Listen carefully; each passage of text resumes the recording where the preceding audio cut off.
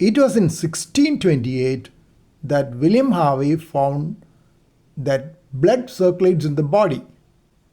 He noted valves in veins which prevent backflow of blood and facilitates movement of blood towards the heart, which pumps it back into the body through arteries.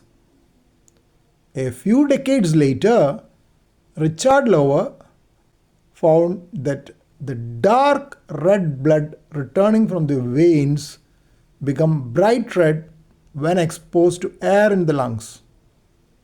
In that way, blood can carry oxygen, which is vital to the function of all organs.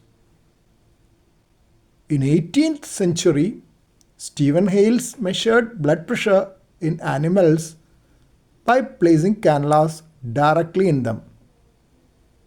This was a very invasive method of measuring blood pressure, which is followed even now in the intensive care setting to get continuous blood pressure tracings.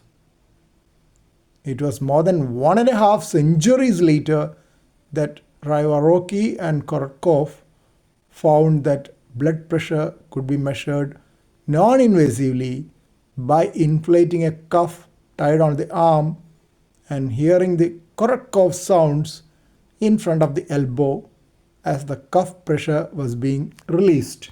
At the turn of the century in 1903, Willem Einthoven recorded the electrical activity of the heart using a string galvanometer.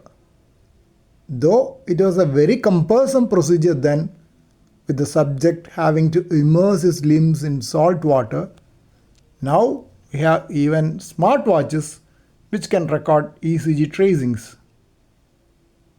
It was in 1952 that Elder and Hers invented the ultrasound imaging of the heart, which is now known as echocardiography.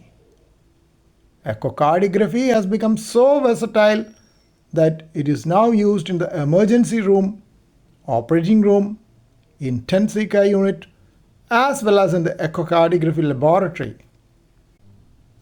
Echocardiography has changed our way of understanding structural heart disease a lot with the recent introduction of 3D and 4D echocardiography.